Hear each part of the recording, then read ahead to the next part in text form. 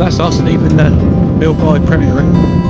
Comfortable night's sleep, refreshed, fed with their lovely breakfast. It's time to hit the West Highland Way. So here we are at the start of 96 miles. Weather's a little bit grim, but I think it's sunshine and showers today, so just behind me here is the official start. Right, we're going to get going.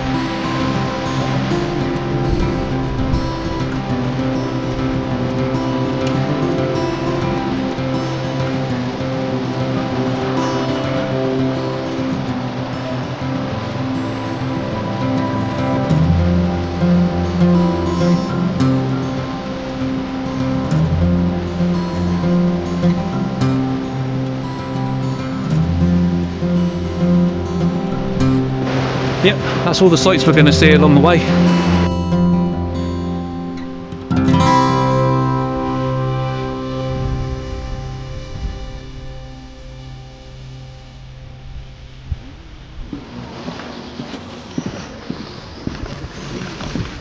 Hordes of hikers all setting off at much the same sort of time. It's actually Saturday and Sunday are the busiest times for people setting off from Milngavie. So we're hoping it's not going to be busy, we'll be sort of behind the trend, so we'll see. Fingers crossed. Fingers crossed.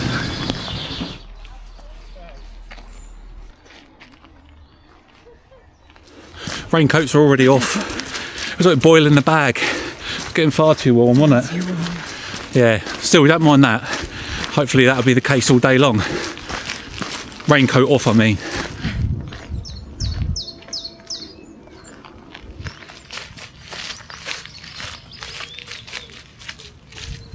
Yeah, so this is a Monday morning. We drove up Saturday, stayed over in Edinburgh for a night, came across to Glasgow Sunday morning and went into Glasgow centre Sunday to grab a few dehydrated meals and a bit of gas, and stayed at the Premier Inn in Milngavie last night. Really comfortable night's sleep actually. Quiet hotel, very nice, and it's only 0.4 miles from the start of the trail, which is a bonus. So yeah, and now this morning we're on our way.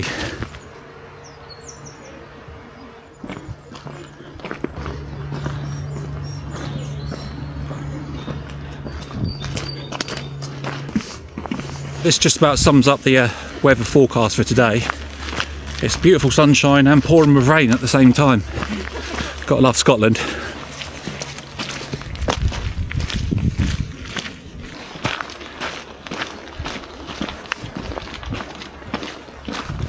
That behind me there is Craigillian Loch. In a minute when we turn the corner, we'll be able to see Conic Hill, which is that point there you can see. The Craigillian Fire Memorial can be visited from Milngavie by following the first stage of the West Highland Way. It's just off the path on the north end of Craigillian Loch. The official opening of the memorial took place on 15th September 2012. The work has an inscription which reads, "Here burned the Craigillian fire. During the depression of the 1930s, it was a beacon of companionship and hope for young unemployed people who came to Glasgow and Clydebank seeking adventure in Scotland's wild places. Their pioneering spirit helped to make the Scottish countryside free for all to roam." So underfoot, the pathways are mainly old drover roads and military roads. They're mostly just sort of pebble pathways. Bit tiring underfoot, I suppose, after many miles, but today you're right. Also, we've gone with the trail runners, the Ultra Lone Peak trail runners. We were going to wear our barefoots, but decided against it in the end. We've not had them very long. I didn't know whether it would be a bit of a strain on the feet. So we've got to try and keep our feet fairly dry. As you can see, we're back in our raincoats again. It's just one of them days. I think we're going to keep them on for a bit now. You see the sun sort of comes and then the clouds dump a load of rain, so yeah, we'll see. So there's a little tiny road walk there that comes through Carbeth. It's only literally 5-6 minutes up a road, and there's a pathway on the side, so that's not so bad. Starting to open out behind us now, in front of us, sorry. All good so far.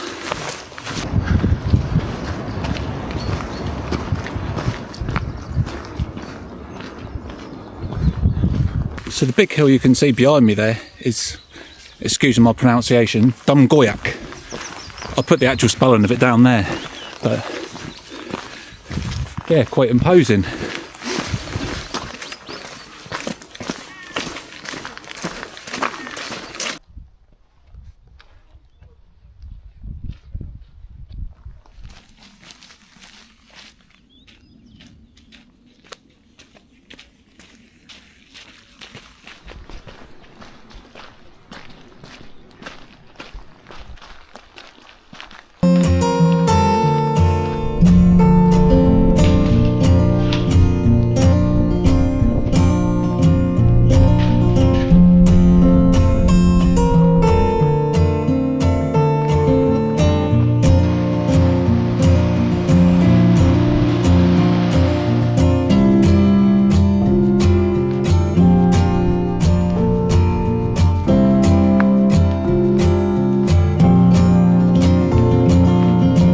Walked about 7 miles, come see your smiles and have a cup of tea. We'll try out our platter, it doesn't matter. There's a warm milk at the beech tree. Burgers and chips, starters and dips, or even a sensuous pud. Great value for money, sit out if it's sunny, just come and enjoy our food. If the rain starts to piss, either garden a miss, maybe try out our shelter. In or out, you can wear muddy boots, the welcome you'll get is a belter. Take the weight off your feet, having something to eat, or even just visit our loo. Kids can feed the ducks or play in our park, there's plenty for them to do. When you're fully replete and you've had a seat, thinking about your next night on the tiles, keep that smile on your face, Fort Bill is the place. It's only another 87 miles.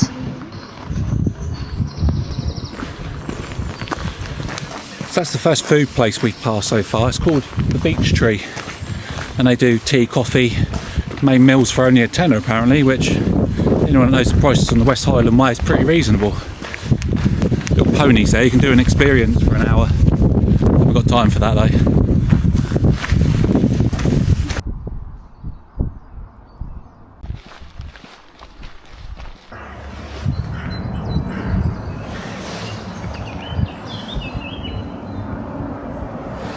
Yeah, we just stopped at Turnip the Beat for a cup of tea. £3 each, which I suppose is to be expected. Not cheap, but nice, especially when you don't have to come off the West Highland Way. It's literally just the other side there, and that's our first honesty box that we've seen today as well. Don't need anything from it at the moment, but I'm sure we'll have a little peek in. Yeah, this is 8 miles in from Milngavie.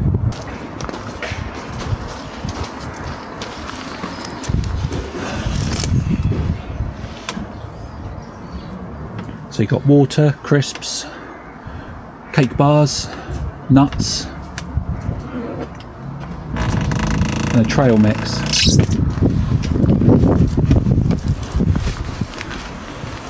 Yeah, cool that. Right, onwards and up.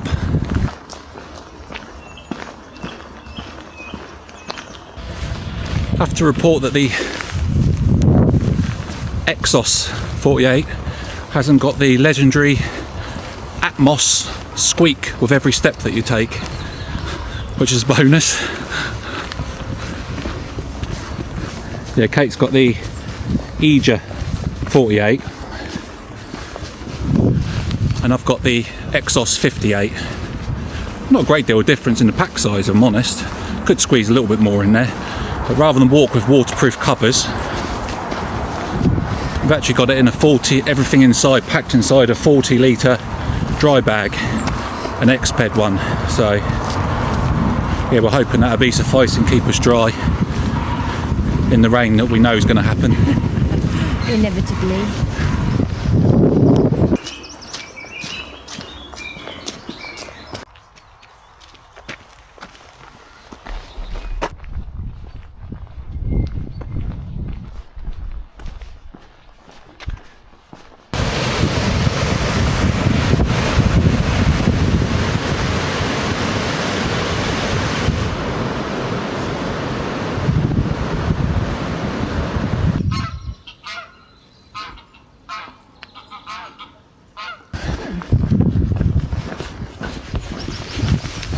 So this is a little road walk that takes you down into Drimmen, I've only seen 3 cars on it. I think it must be about 3 miles long.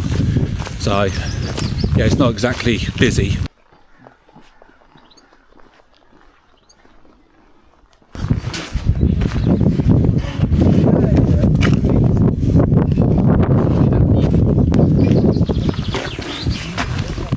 Another little honesty box. That was £2 a cake. A bit more like it. Back at the Turn Up the Beat, it was £3.10 a cake. Yeah, it's all relative, isn't it, really? But definitely a better price. We're only about a quarter of a mile now from Drummond, so that's where that one is.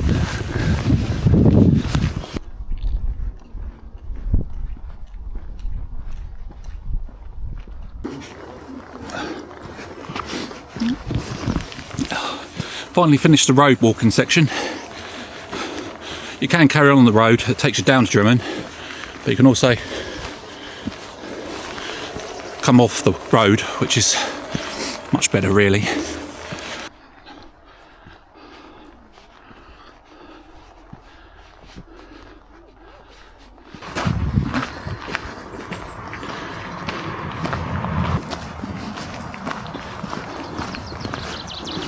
So we've been past Drummond.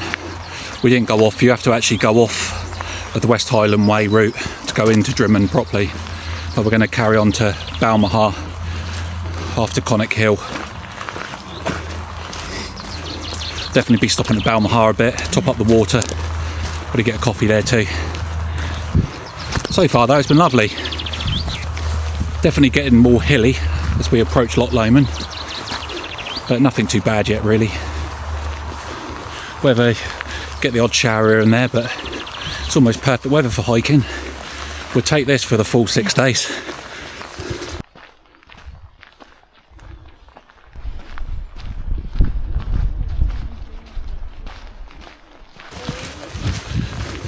This forest trail we're going through now is the Queen Elizabeth Forest Park, and it runs over to Conic Hill. Massive pine trees for here.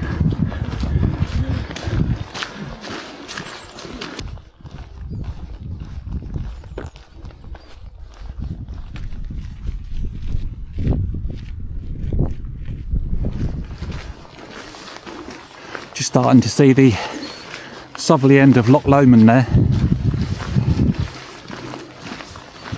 Yeah, during Storm Arwen, this forest was pretty decimated really. They had to shut a lot of the trails up towards Conic Hill.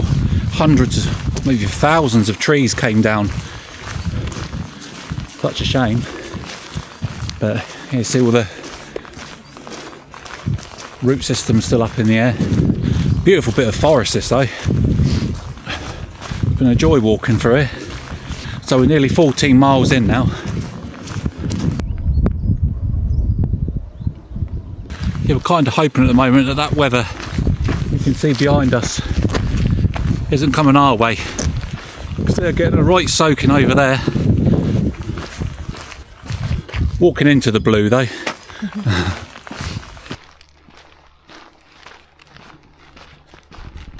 It's the first proper sight of Conic Hill.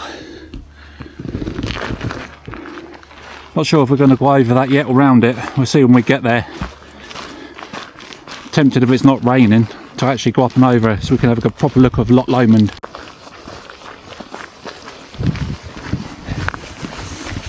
Yeah, we decided not to do the Conic Hill bit. It's got pretty windy and it's pouring down with rain. And although it looks clear up there now, when we had to make the decision, you couldn't even see the top. So yeah, weather's changed a little bit. We're going to walk just down to Balmaha. If you want to go that way, it's 3.5 miles to go up to Conic Hill and then come down into Balmaha.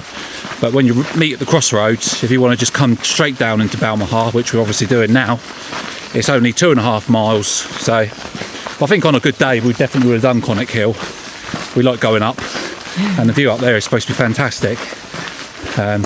You can see behind me there Loch Lomond,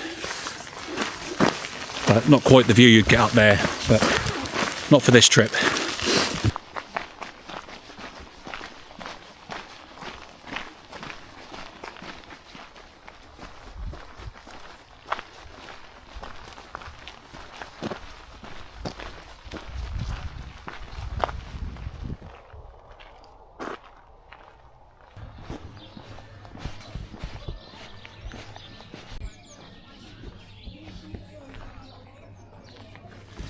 Yeah, the Oak Tree Inn seem to own pretty much all of Balmaha.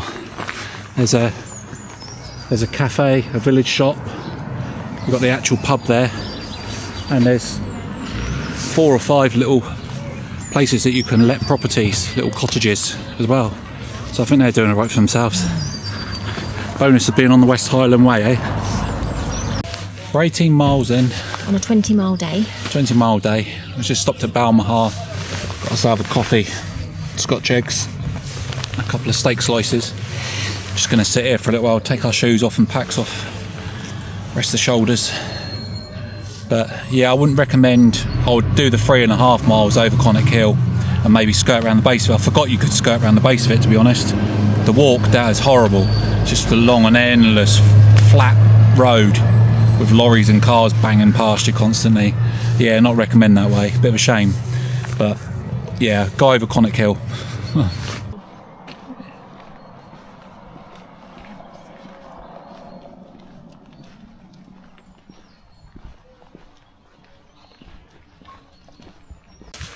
So this is a little park donated to Tom Ware, and just over there you can see the statue. We're going to have a look at it. Yeah, so Tom Ware is famous for introducing the Scottish people to the great outdoors. He was an adventure climber.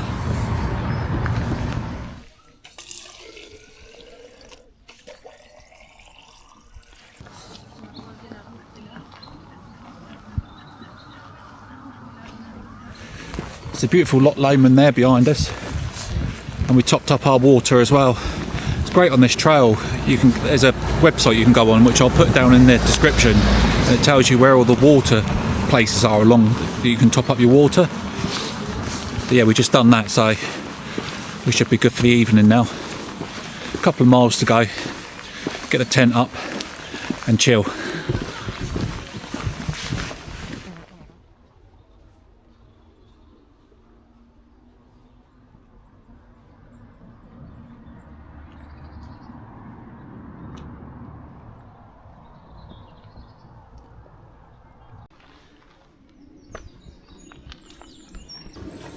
It's the Highland Q haggis.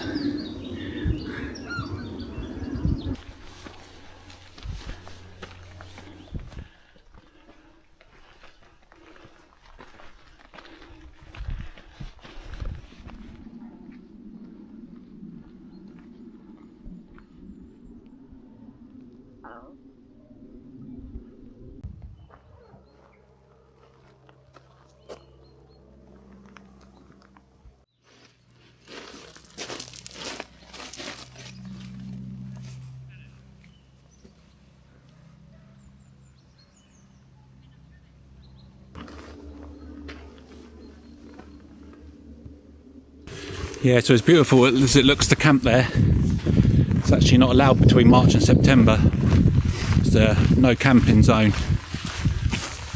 Other times of the year you can camp there, so if you like camping in the winter, couldn't get better than that spot, I don't think. What a place.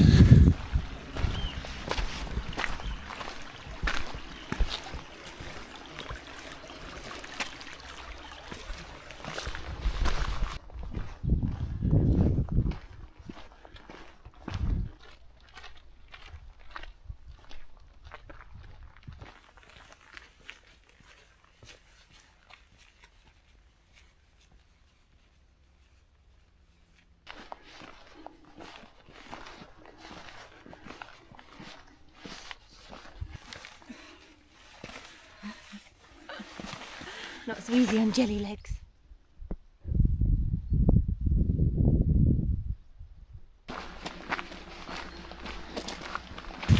This is Cashel Forest now, so we shouldn't be too far from Cashel Campsite where we're staying this evening. Getting ever closer.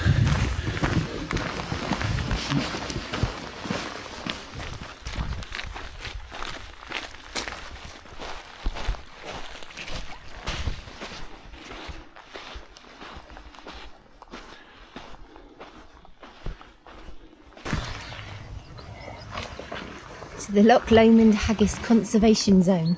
Unique to Scotland, the haggis is a small, hairy, nocturnal mammal about the size of a large guinea pig. Hunted to near extinction by the Victorians, wild haggis are now only found in small areas in isolated pockets, including here on the bonny banks of Loch Lomond.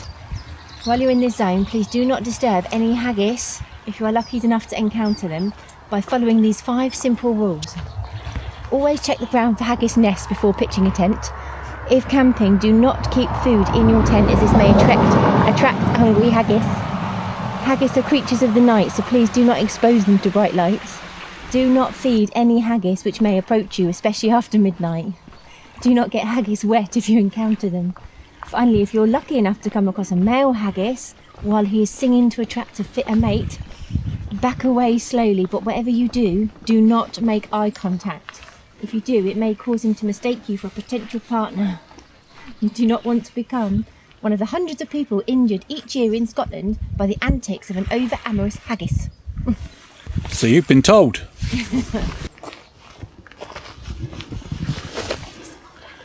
The wild haggis has had a right gnaw at that.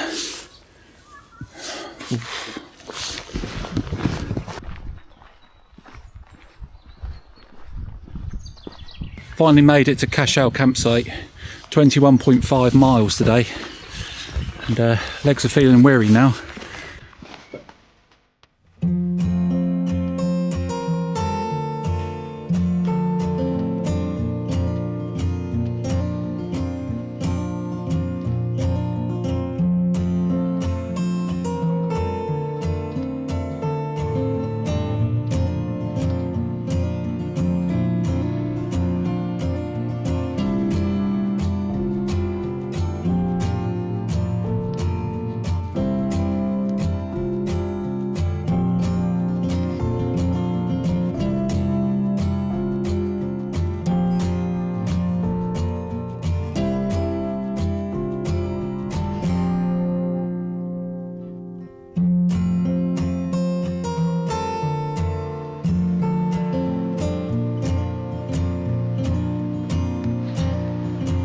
So that's it for us for tonight. We've got 1% battery, time to get things charged.